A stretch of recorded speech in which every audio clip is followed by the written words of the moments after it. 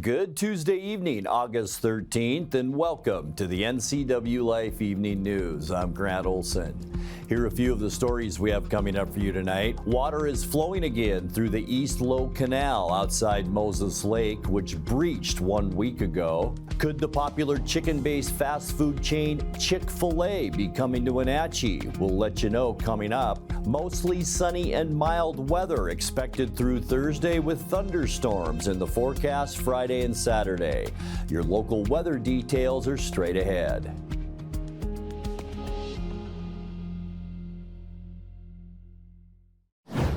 All but one of the men arrested in a sting operation alleging they were seeking sex with an underage victim have now been arraigned. The Washington State Patrol's Net Nanny operation arrested 12 men the weekend of July 26th on suspicion of interacting with a phony online account set up by police and soliciting sex with a minor in exchange for money. The suspects allegedly arrived at selected locations around the Wenatchee Valley with intent to commit the crimes of child rape and commercial sexual abuse of a minor. 8 of the men were arraigned Monday in Chelan County Court and 3 of them in Douglas County. The 12th suspect is seeking a private attorney and had his arraignment delayed by 2 weeks.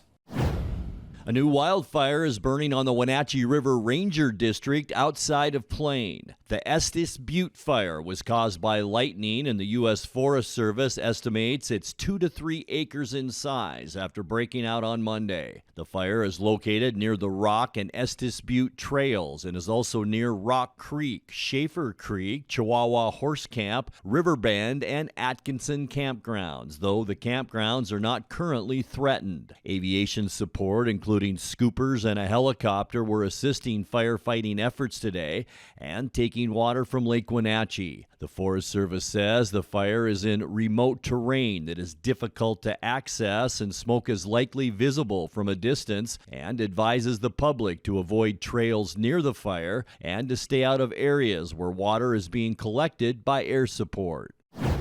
Water is flowing again through the East Low Canal outside Moses Lake, which breached 1 week ago and sent thousands of gallons of water flooding across Road N Northeast. Deliveries to water users restarted over the weekend. The quick repairs by the East Columbia Basin Irrigation District included rebuilding the canal bank and installing new liner. Neighboring irrigation districts also assisted in the effort. The cause of the August 5th breach has not been determined. The city of Wenatchee is planning repairs to part of its drinking water system to plug some leaks that have sprung up. The city council amended 2 contracts last week that would begin repair planning for the Jefferson Street Reservoir, the city's largest at 8 million gallons, as well as a leaking water valve in the area of 5th and Miller Streets. The city's consultant will put together a bid package to find out how much the repair work will ultimately cost. Deputy Public Works Director Jessica Shaw said the Wenatchee system has begun to waste sizable amounts of drinking water before it ever gets to homes and businesses. Some of the things going on with the reservoir is we know that it is leaking. In fact, over the years, our system leakage has increased. Now we're over 20%, which is not a good place to be, but getting this reservoir fixed will help reduce that. So this is a priority project. So some of the repairs that we're looking at including would be to line the reservoir, which would help reduce leakage. There's also some safety improvements to repair ladders and access hatches, and also to make it safer to access by putting some railing around an access hatch on top of the tank. When we come back, a complaint alleging the Wenatchee School District violated election laws last year is being investigated by the State Public Disclosure Commission. And after being closed since April, the Peshastin Library is set to reopen this month. I'm Grant Olson, and you're watching the NCWLIFE Evening News.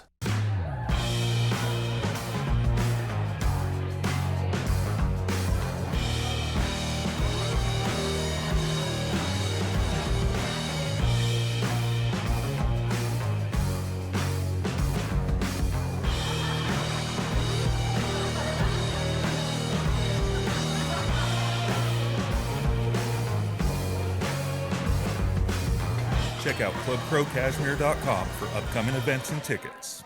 Let Mary Maid's custom cleaning experts help you clean up your to-do list. Between work, kids, and pets, it's hard to find time to keep up. Let Mary Maids of Wenatchee help. Mary Maid's cleaning experts can help keep your home or business fresh, neat, and exactly how you'd clean it, if only you had the time. Call now for a free estimate, 509-663-1710. Serving Chelan and Douglas counties, Mary Maids, let us help. Raising a family may have seemed overwhelming to your parents, but they weren't. Coach, teacher, life guide, caregiver. Family takes care of family. And as the circle of life continues, you now are their caregiver. It may seem overwhelming, but we're here to help you find the support services necessary so you can provide quality care to your elders. Call Aging and Adult Care of Central Washington at 1-800-572-4459. At Local Myth Pizza, we believe in real food, freshly prepared with only premium ingredients. Our cheeses are imported from Italy. Our sauces, dressings, and even our sausages are made in-house fresh daily. Featuring Northwest craft beers and 30 Chelan Valley wines and ciders. Family fun and amazing food. Eat local, drink local, and be local at Local Myth Pizza. Come see why Sunset Magazine says you can't beat Local Myth Pizza. A complaint alleging the Wenatchee School District violated election laws last year is being investigated by the State Public Disclosure Commission. A political mailer calling itself the Wenatchee Record was sent to Wenatchee homes in November, just ahead of the school board election, and criticized student performance on standardized tests, among other issues, which led the district to call it, quote, political propaganda. The PDC complaint, which was filed by Bill Sullivan in June, alleges that in his public responses to the mailer, Superintendent Corey Callahar used public resources for, quote, political activity to influence an election. Sullivan, a Chelan Douglas Health Board member, claims the response used district resources to indirectly oppose school board challengers Tricia Cleek and Randy Smith. Callahar says the district's responses were only to correct misinformation. The PDC has 90 days after the initial review to resolve the complaint or open an investigation. The City of Wenatchee's Community Development Department has a meeting scheduled this week with the popular chicken-based fast food chain Chick-fil-A. It's a prelude to the fast food chain possible filing for an official permit to build a new location in the city. If Chick-fil-A chooses to locate in Wenatchee, the roughly $1.1 million project would feature a double drive-through and trash enclosure along with 2 exterior drive-through canopies. The business is considering a possible site on 2 city-owned lots on Wenatchee Avenue across from 4A Coffee that makes up a combined 2.46 acres. The meeting is scheduled to take place this Thursday at 9 a.m. The Shaston Library is set to reopen this month. The library has been closed since April for a refresh as part of the community-centered Reimagining Spaces project. In 2023, North Central Washington Libraries conducted a community outreach process to guide the design plan and learned the community wanted to see things like an enhanced children's area, mobile shelving, and improved seating and storage. The new shelving was installed last week, and the collections department has boxed up the library's books to return them to the building. The reopening is scheduled for Friday, August 23rd. Coming up next in tonight's feature story, we'll tell you about a new approach to misdemeanor crimes that's coming to Chelan County District Court. Mild summer weather is expected for the next few days with possible thunderstorms in the forecast into the weekend. I'll have all the details coming up in your full local weather forecast. That and much more still to come tonight. Please stay with us. Now there are even more reasons to meet at the Pybus Market. Outdoor dining and tastings, the fabulous Farmers Market, Saturday artisans on the concourse, and your favorites all week long. No matter the reason, it's always time to meet at the Pybus Market. Pybus Market, where community meets. caught in a conflict? Family, workplace, neighbor, business, housing disputes? Wenatchee Valley Dispute Resolution Center provides mediation services, a cost-effective and efficient way to provide a written resolution to disputes and issues. Plus, we offer mediation training and community education on conflict resolution and communication skills. Contact us to learn more. Want to stay up to date on the latest news in the area? Tired of paying for your news? Download the NCWLIFE app now. No subscriptions necessary.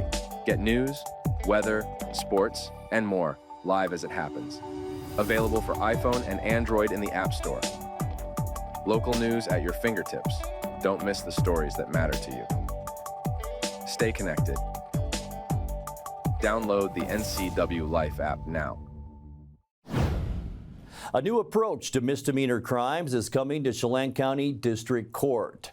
Judge John Vollen is using a $160,000 grant from the state to build what he calls therapeutic court, modeled after a similar program in Whitman County.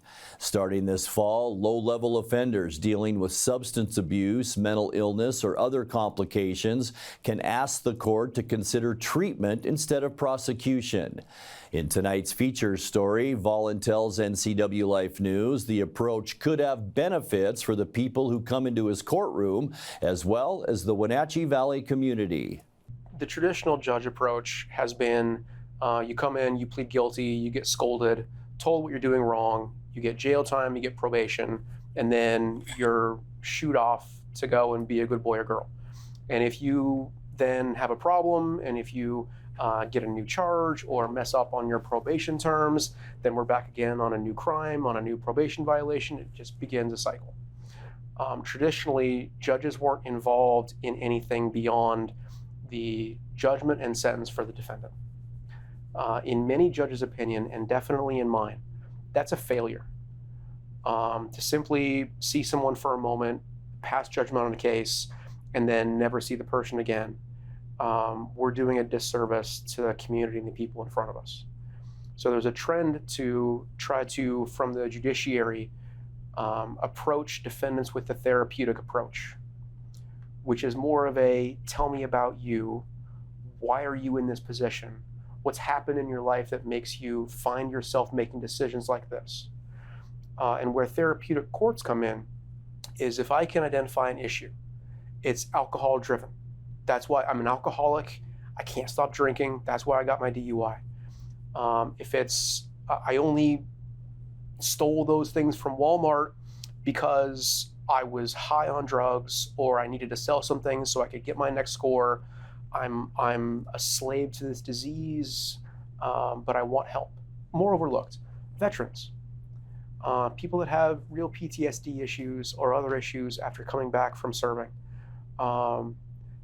Those are cases that are hard to diagnose. Often the person isn't comfortable sharing those issues and they get ignored by society. And then we also have domestic violence cases where it can be a symptom of a family or a culture, and it needs to be remedied.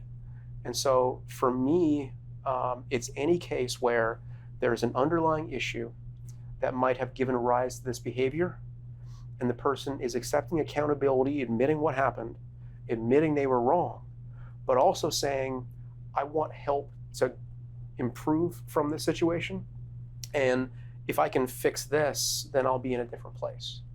And just helping one person like that has such a monumental effect for our community, not just in reducing crime and reducing costs between court costs and jail costs and probation costs and everything else, but they become a productive member of society. They get a job, they pay taxes, they have families, they have kids, they become invested in the community. It changes everything.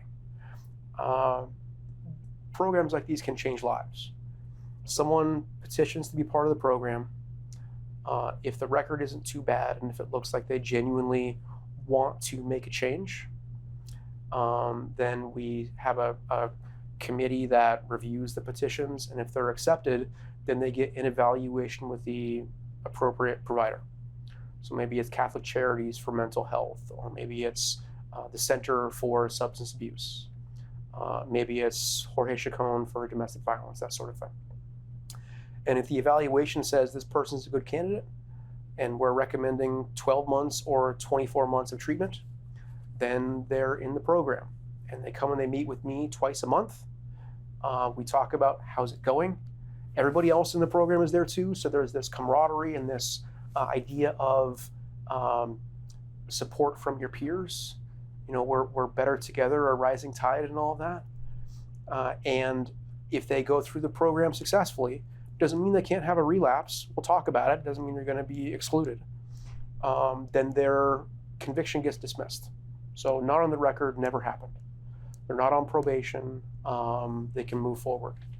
And the numbers on these things where people have been enrolled in the program and successfully completed it, the instances of recidivism are so much shockingly less than any other demographic from people who have been in the system, especially in district courts where it's really the people's court, where I'm dealing with individuals more than any other level of the judiciary.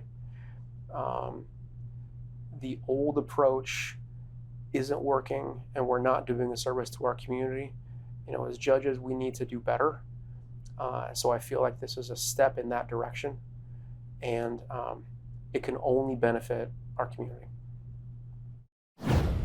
Time now for a check of your North Central Washington weather forecast. Hope you had a fantastic Tuesday. Nice summer day out there today, wasn't it? A little bit of a breeze, but cooler temperatures. All in all, that cooler air felt pretty darn good out there. And here's what we were looking at this afternoon as we check outside our weather window from today. It's our Omi Garden Sky-Fi Tower camera. You can still see just a little bit of haze hanging around the hills around the Wenatchee Valley. All in all, though, our air good around most of our area today. And as we make our way through this week and into the weekend, boy, our temperatures are going to stay pleasant. 85 tomorrow. We're going to stay pretty much in the mid-80s right into Friday. We'll dip a little bit on Saturday to 82 and then right back in the mid-80s Sunday and Monday. But Friday and Saturday, we also have thunderstorms in the forecast, and we'll talk more about that coming up in a second. Today's high temperature pretty much where we should be for this time of year. 85 unofficially, 87 is our normal high, 102 degrees. That's our record set back in 1998. Low temperature right where we should be for this time of year, lower 60s, about 63 this morning. Our record low, 48, and that was set in 1995. I'll tell you, we have been on 3.20 inches of precip since the first of the year for a long time now, and we're almost an inch and a half behind where we should be for moisture for this time of year. So we're hoping we can pick up some rain maybe by the end of the week. Sunrise this morning, 5:55, and the sun sets tonight at 8:15. All right, your Wednesday temperatures, and they are looking mild once again. Mid-80s, Moses Lake and Ephrata. Quincy, Wenatchee, about 86. That goes for Eniat too. And then just a touch warmer up Highway 97. Chelan at 87 degrees. Omak, the warm spot, at 89. Mid-80s for the Upper Valley, Leavenworth and Cashmere, and around 81 for a high temperature tomorrow up in Lake Wenatchee. So expect weather tomorrow a lot like today. The reason high pressure is still out of the Pacific, it's been there for a month now at least, and it's bringing us that decent weather, mostly clear, maybe a little bit breezy still tonight. Boy, we sure had it last night, didn't we? Low temperatures around 60 tonight. Great night to crack those windows open. For Wednesday, sunny and mild. We'll see high temperatures again in the mid-80s, so a beautiful midweek Wednesday for all of central and eastern Washington. For Thursday, mostly sunny and warmer, high temperatures in the upper 80s. Notice the area of low pressure, thunderstorms developing, and that wraparound, and some of that will be in the Cascades for Thursday. High temperatures again a little bit warmer in those upper 80s. For Friday then, I think that's our good chance that we'll begin to see some thunderstorm activity area of low pressure off California's coast, along with the low pressure in Canada.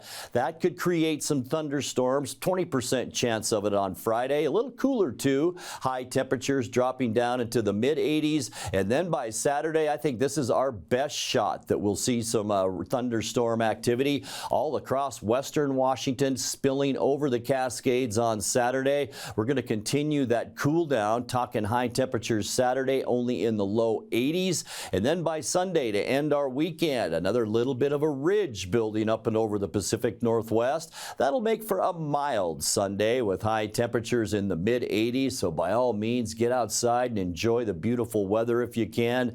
And then as we kick off our next work week, mostly sunny again. Our weather isn't going to change a whole lot. It's going to be mild. A couple of areas of low pressure I'm keeping my eye on for later next week. But the early part of the week looks really nice, mid-80s Monday, and that will continue again into our Tuesday. 7-day forecast, 60 degrees tonight. Nice couple of days, Wednesday and Thursday, mid to upper 80s, lows in the low 60s. And then we have those 2 days, possibility of some thunderstorms. It looks like Saturday now will be our best shot at rain, 83 the high for Saturday.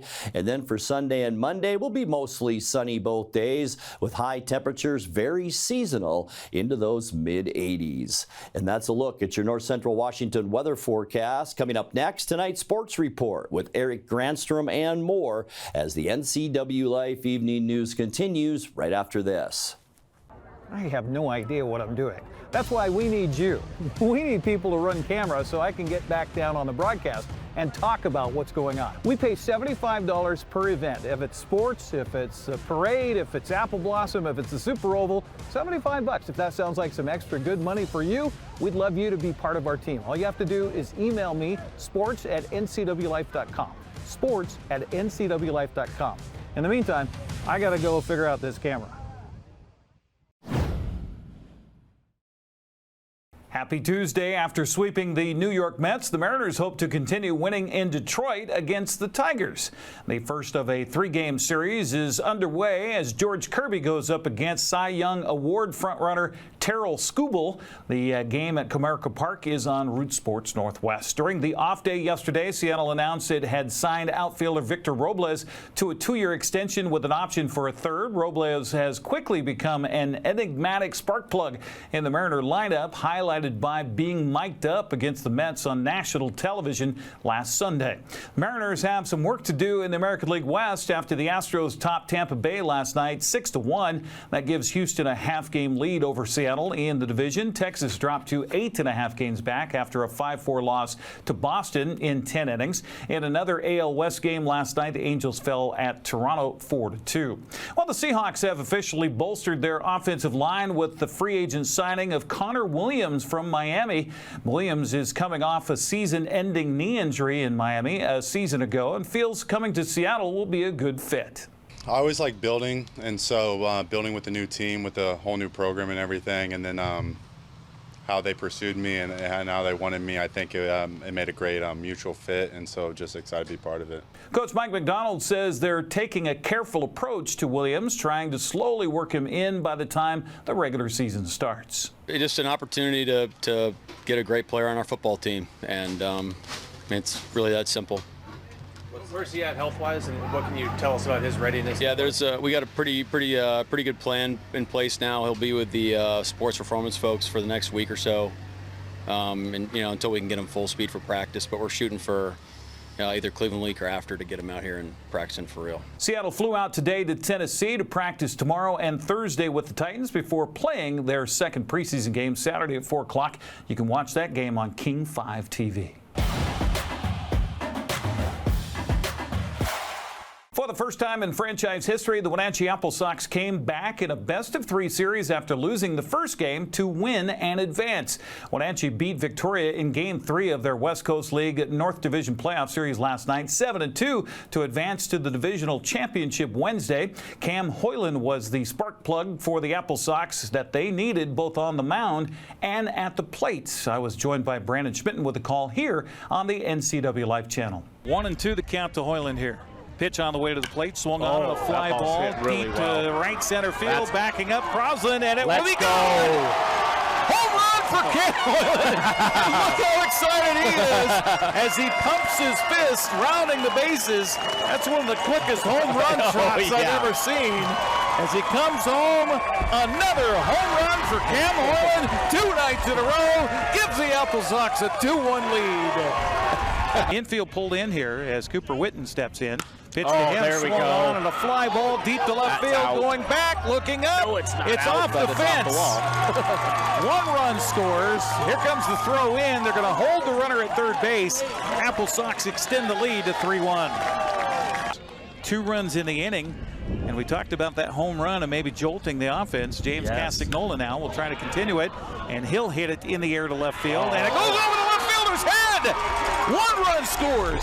Rounding third and heading for home. A second run is going to score on the 2-run double by James Castagnola. Doubt that we're going to see Hoyland come back out. I may be wrong. And how about Jonathan Fitz with a base hit to left field. Here comes the throw home and the slide, and safe at home is the base runner, and then down to second on the throw that got away from the catcher is Jonathan Fitz. So give an RBI single to Fitz. He's just trying to get a ball in the outfield to score that run, get a little insurance here. Pitch on the way, swung on, There you go. There it is. How about a base hit and an RBI for Hunter Friedberg as Jonathan Fitz comes home to score. Apple Sox lead at 7-1. Andrew Monson trying to finish up the work of Cam Hoyland and give Cam the win here tonight, and more importantly, extend Wenatchee's season by at least 1 more game. Here we go. 1-2 the count. Pitch on the way, swung on and missed, and it ends in a strikeout.